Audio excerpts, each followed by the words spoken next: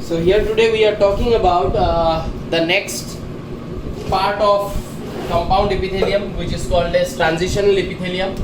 Okay, so what are the characteristics of transitional epithelium? First we will discuss about that, and then we will move into the portion where we will discuss that where this transitional epithelium is useful in our body.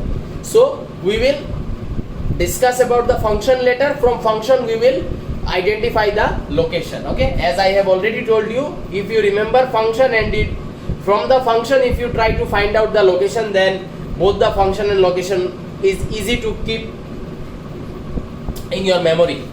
So transitional epithelium, it is much thinner and more stretchable than stratified epithelium. Okay, why is that? It is because the transitional epithelium is not made up of more than 6 to 7 layers.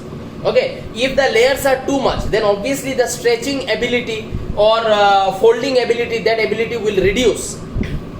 But if there is a compound epithelium which is made up of 6 to 7 layers, so it is providing the considerable protection, not that high amount of protection which will be provided by the stratified, but still it will provide little bit of protection, as well as it will provide the stretchable nature, or it is going to provide that flexibility nature to the particular epithelium. Okay, next point is very important. It is the only tissue where basement membrane is absent. Very important. Okay, so the innermost layer rests directly on the underlying tissues.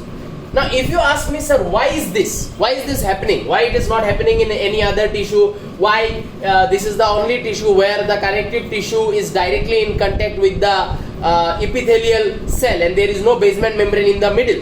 Why is that? Because this epithelium works 24/7. This epithelium has to get stretched, it has to come back to normalcy, again stretch, again normalcy, again stretch, again normalcy. It has to do its function of stretching and coming back to normalcy once and again. It has to keep on doing it. For that reason, it needs a huge amount of nutrition, because the cell is doing some function. When you stretch a cell, when you are stretching a cell, or when the cell is providing you the necessary flexibility, that means the cell is working. And if the cell is working, there has to be nutrients which drives the working of the cell. So from where those nutrition will come? Those nutrition will come from connective tissue, and because the cell needs the nutrition on an urgent basis or on a continuous basis, thus they have decided to not include the basement membrane in the middle. Directly connective tissue से nutrition का delivery होगा cells को. ठीक है? अच्छा. Now this epithelium is made up of 6 to 7 layers, as I told you. Innermost layer, the layer which is resting on the basement membrane, is made up of what type of cell? Tube-like cell. It is a single layer. Middle layer, okay, pear or umbrella shaped cells. These cells are something like this, pear or umbrella shaped cells. These cells will look something like this. That is, the base part will be narrower and the upper part will be broader, just like umbrella. The lathi is narrower and ऊपर का जो छत्ता है, that is broader. Pear also looks somewhat like this. Okay, so 2 to 4 layers. Outermost layer, oval shaped cells, 1 to 2 layers. So see, 6 to 7 layers इसी के अंदर है. Now the interesting fact, as I told you, this is a epithelium which provides continuous stretching, relaxation, stretching, relaxation. So this different shape of cells appears only in resting stage. Only when it is resting, it is not stretching or not doing any function. When it is resting, when it is in its normalcy, that is the time when these different shape of cells can be observed in transitional epithelium. But once stretched, all the cells become flattened. They will lose their integrity, they will lose their phenomena of having different shape. They all become flat when this epithelium gets stretched. So when the epithelium is stretched, you will see all this layer will have flat cells. Okay, but if the epithelium is not stretched, if the epithelium is in relaxed mode, then you will see different types of cell present. Okay, now as we know the character, the nature of this particular epithelium, we are going to find out what is the function of this particular epithelium, and then we will simultaneously relate it with the location. Okay, so make notes. Here we have discussed regarding what is the function of this particular epithelium, where it functions, and what is the significance of this function. Okay, So see, transitional epithelium is also known as urothelium. Okay, so from the name you need to find out why it has been called as urothelium. It is called as urothelium because it lines the inner surface of the urinary bladder and ureter. Okay, it lines the inner surface of the urinary bladder and ureter. I hope you know what is urinary bladder. Ureter also you should know. If this is our kidney, if these are our kidney, from kidney a structure comes out like this, which comes and opens into another structure like this. Okay, so this one is kidney, which filters the blood and makes urine. It pours the urine into this structure, which is called as ureter. This one is called as urinary bladder. Okay, and this one will be called as urethra. Okay, so this transitional epithelium is present in ureter and urinary bladder. Okay, hence it is called as urothelium. Why this epithelium, which has the phenomena of stretching, which has the phenomena of broadening, and which has the phenomena of providing space? Okay, providing space. Why this epithelium is present in ureter and urinary bladder? Because every time our heart is going to beat, some amount of blood is going to enter the kidney, and from that amount of blood a portion of that blood will be converted into urine. Okay, so every time our heart will beat, some amount of blood is going to come and enter the kidney. From that blood which has entered the kidney, a portion of that blood will be converted into urine by the kidney. How it converts, we will study it in the human physiology portion. For now I am keeping it shortcut. It converts the blood that enters. From there it converts a portion of that blood into urine, and that urine is given out through the ureter. Through ureter brings that urine and it pours it into the urinary bladder where the urine is stored. Okay, so heart beat हमारे life में कभी तो बंद नहीं होगा. Heart beat हमारे life में जब तक जिंदा है तब तक होते रहेगा, और जब हार्ट बीट होगा तब क्या होगा, किडनी कुछ यूरिन बनाएगा. तो heart beat continuous urine formation in kidney, continuous flow of urine from the ureter, continuous urine accumulation in the urinary bladder is continuous. Hence ureter and urinary bladder will continuously have to expand and relax. In order to do this particular phenomena, this particular function, it is obvious that ureter and urinary bladder will require an epithelium which is strong enough to hold urine, but which is also providing the required amount of space and flexibility to the particular organ for storing the urine or for the passage of urine. This epithelium allows considerable expansion of these organs. Ureter को भी expand कर सकता है, urinary bladder को, to accommodate urine, because stretching considerably flattens and broadens the cells of superficial and middle layers. अभी हम लोगों ने 3 लेयर पढ़ा, innermost, middle, outermost. Outermost is superficial, middle तो मिडिल. इनरमोस्ट को एक्सपांड नहीं किया जाता है जनरली, लेकिन सुपरफिशियल एंड मिडिल को किया जाता है, जिसके वजह से स्पेस मिलेगा. उस स्पेस में यूरिन आराम से फ्लो कर पाएगा, यूरिन आराम से स्टोर हो पाएगा. तो इसी डिस्कशन के साथ epithelial tissue is over. But today along with this discussion I am also going to teach about cell junction. So cell junction in this will be there in today's video, and next video से we will enter inside the connective tissue. Okay, make notes.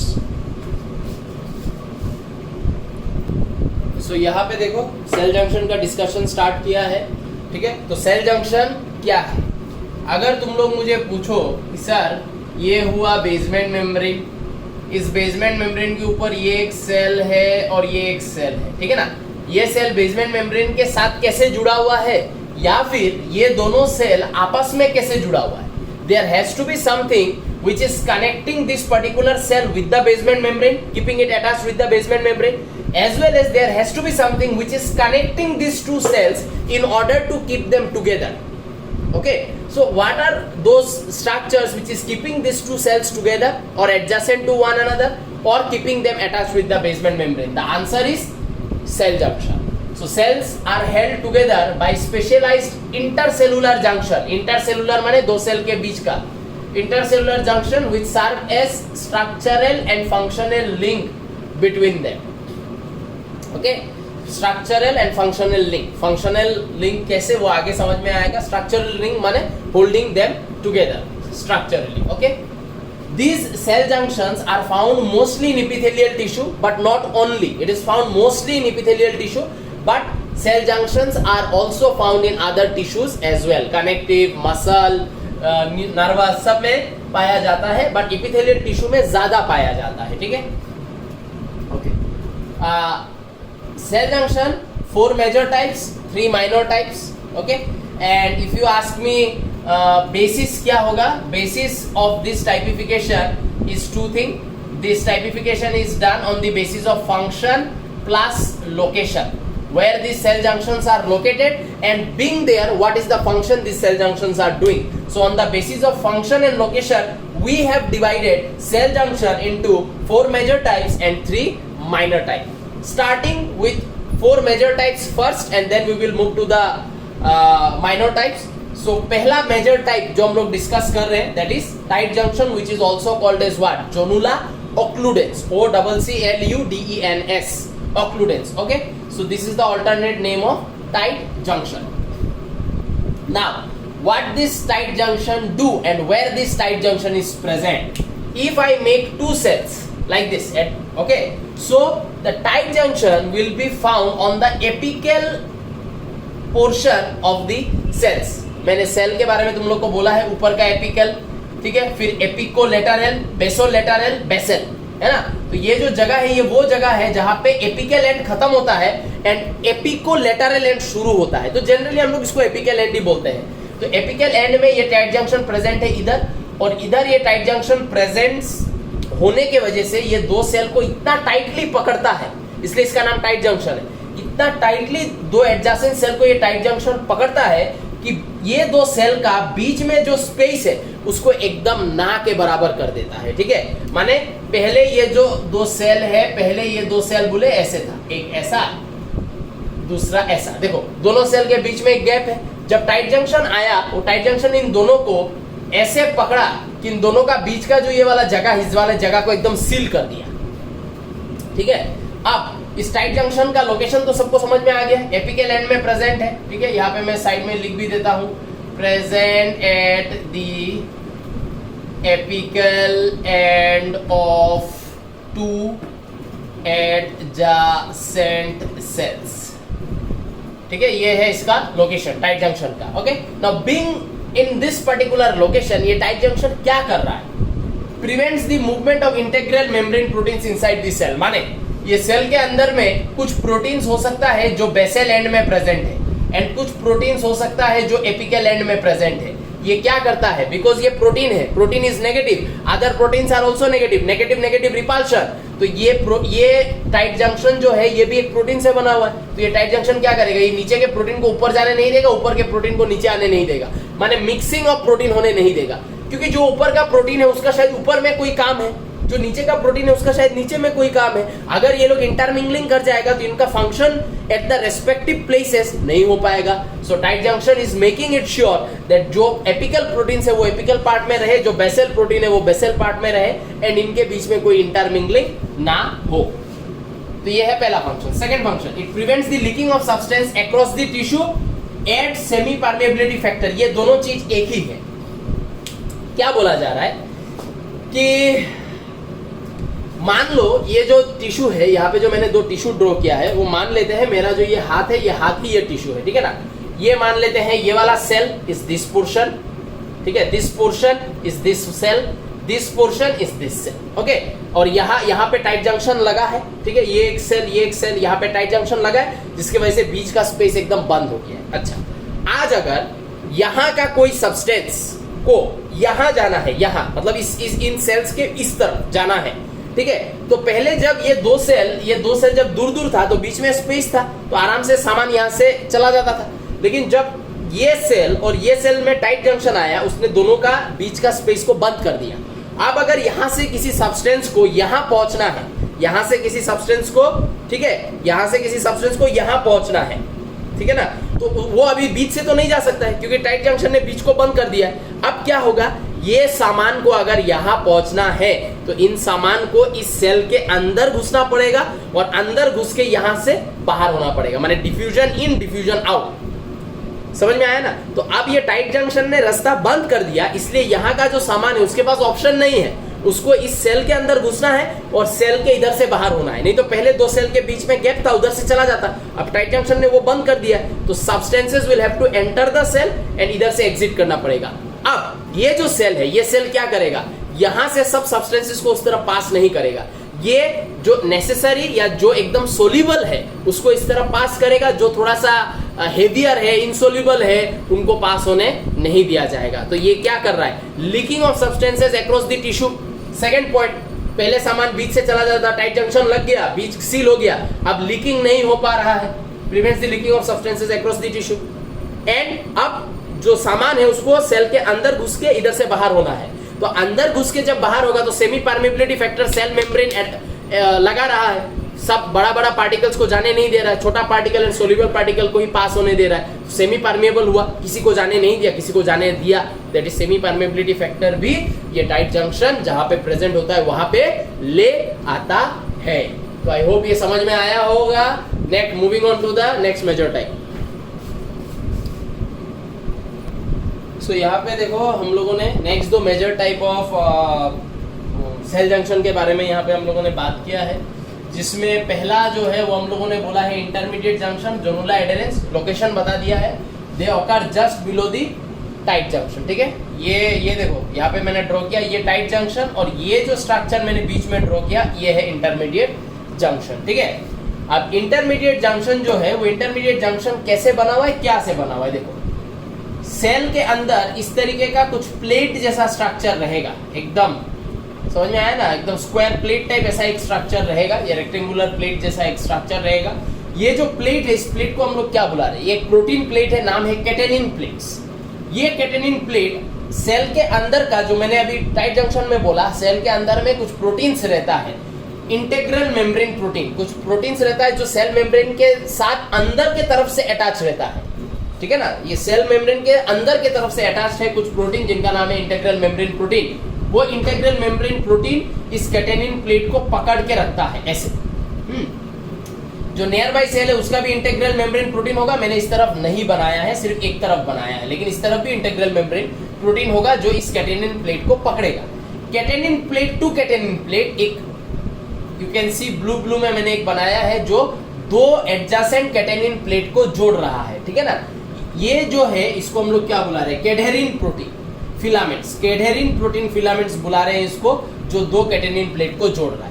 ये जो structure दिखाई दे रहा है ये as a whole, ये structure क्या है, इंटरमीडिएट जंक्शन। तो इंटरमीडिएट जंक्शन जो है इसका अगर फंक्शन पूछा जाए कि क्या फंक्शन करता है, फंक्शन इसका होगा एडजेसेंट पैकिंग,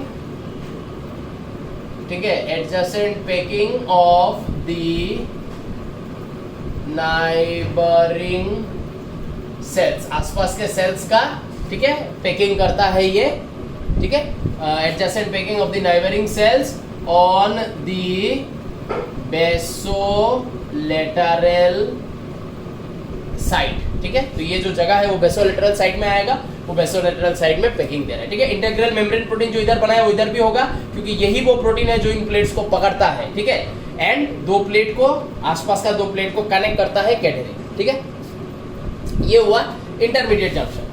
नेक्स्ट है number 3, gap junction. Gap junction क्या करता है, it facilitates the cell to communicate with each other by connecting the cytoplasm of the adjoining cell. दो सेल का साइटोप्लाज्म को ये कनेक्ट कर देता है for rapid transfer of ion, small molecules and sometime big molecule up to 1000 dalton. 1000 dalton तक का molecular weight का सामान इसके थ्रू पास हो सकता है। तो ये जो मैंने, ये इंटरमीडिएट जंक्शन खत्म, ऊपर टाइट जंक्शन, बीच में इंटरमीडिएट जंक्शन, ये तीसरा। ठीक है, ये भी एक जंक्शन है जिसका नाम है गैप जंक्शन। तो देखो गैप जंक्शन और टाइट जंक्शन के बीच में इंटरमीडिएट जंक्शन आ रहा है, इसलिए इसका नाम इंटरमीडिएट है, माने बीच का। गैप जंक्शन ये होता है, देखो दो इस तरीके का बार, ठीक है, और ये जो दो बार है, ये दो बार क्या कर रहा है, इस सेल का साइटोप्लाज्म और इस सेल का साइटोप्लाज्म को कनेक्ट कर रहा है कि नहीं। सामान इससे इसमें, इससे इसमें फ्लो कर सकता है कि नहीं, आराम से कर सकता है थ्रू दिस।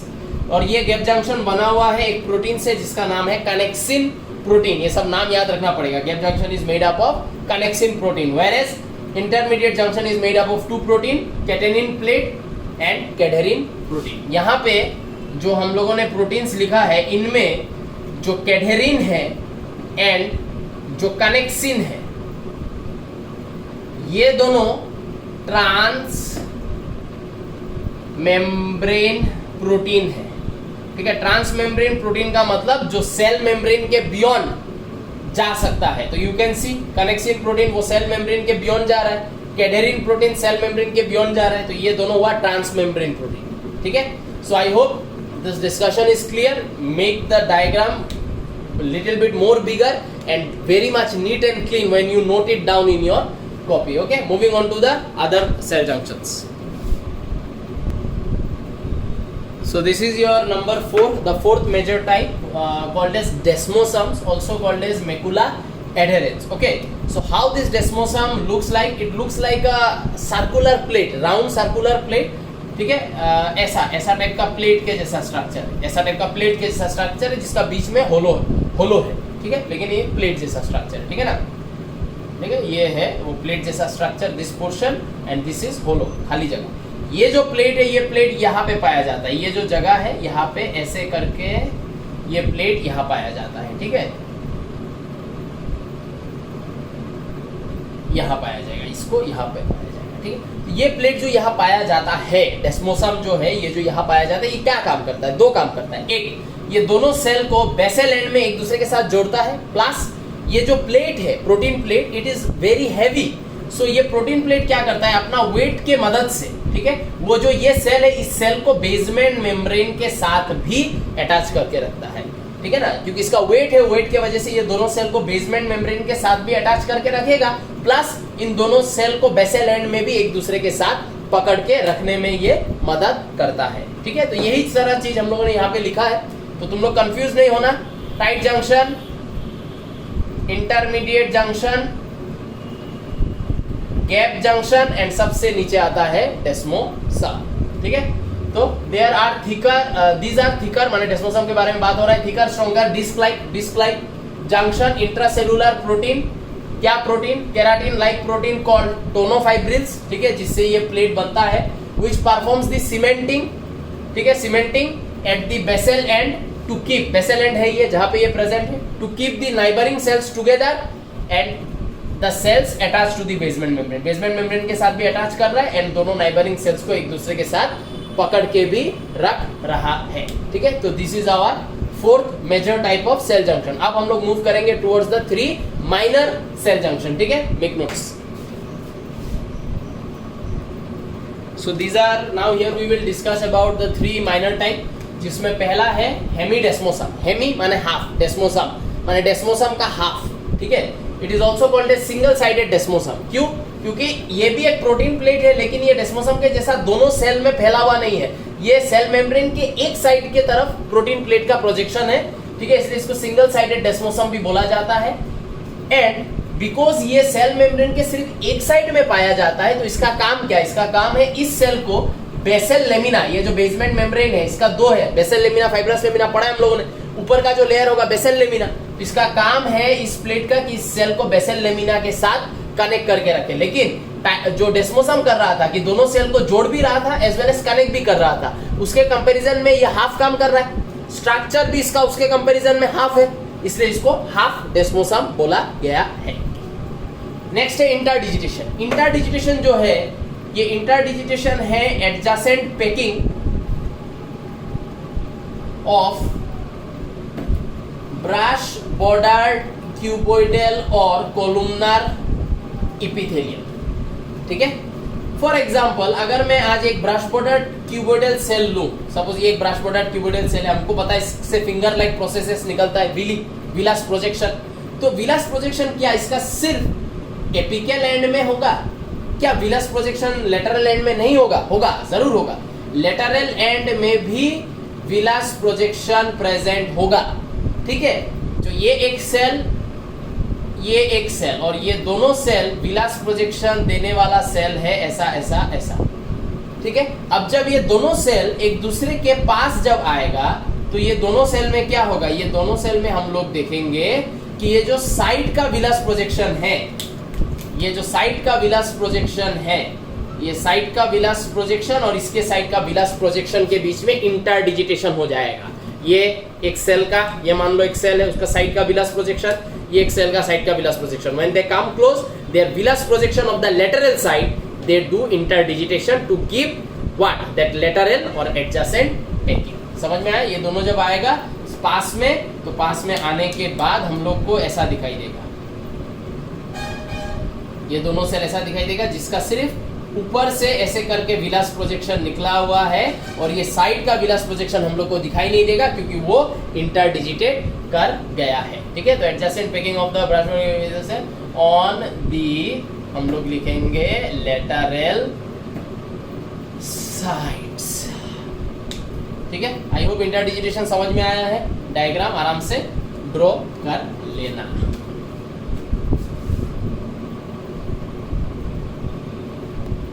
सो ये है लास्ट वाला, ठीक है, जिसका नाम है क्या, इंटरसेलुलर ब्रिजेस। इंटरसेलुलर ब्रिजेस हम लोग को कहाँ देखने को मिलता है?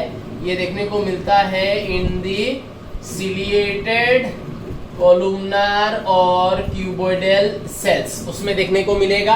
क्या देखने को मिलेगा? ये मान लेते हैं एक क्यूबोइडल सेल है, ये एक क्यूबोइडल सेल है, ठीक है, और इन क्यूबोइडल सेल से सिलिया निकला हुआ है। तो सेम सिलिया जो है वो छोटा होता है एंड न्यूमेरस होता है। तो क्या सिलिया सिर्फ एपिकल एंड में प्रेजेंट रहेगा? नहीं, लेटरल साइड्स में भी सिलिया मिलेगा हम लोगों को। इस तरीके से सिलिया, अगर हम लोग दोनों सेल्स को सेपरेट हटा के अगर देखेंगे तो सिलिया जो है ये पूरे इस तरीके से प्रेजेंट रहेगा। ठीक है, अब जो सिलिएटेड सेल्स होता है, उन सिलिएटेड सेल्स का एक स्पेशल एडेप्टेशन होता है। क्या कि सिलिएटेड सेल्स का ये जो लेटरल साइड का जो सिलिया है ये, ठीक है, तो ये जो लेटरल सिलिया या लेटरल सिलिएटेड प्रोजेक्शन जो होता है, ये लेटरल सिलिएटेड प्रोजेक्शन होता है कैसा? नेचर का, एडेसिव नेचर का होता है, जबकि एपिकल सिलिया एडेसिव नेचर का नहीं होता है। एपिकल सिलिया वो जो पढ़ाया था, पार्टिकल टच में आने से यूनिडायरेक्शनल मूवमेंट देता है, वो करेगा।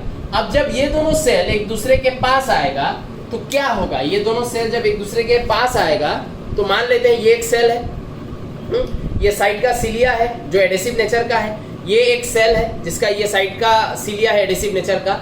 जब ये दोनों सेल पास आएगा तो इसका जो एडेसिव सिलिया है वो इसके सेल मेम्ब्रेन के सरफेस में चिपक जाएगा और इसका जो सिलिया है वो इसके सेल मेम्ब्रेन के सरफेस में ऐसे चिपक जाएगा।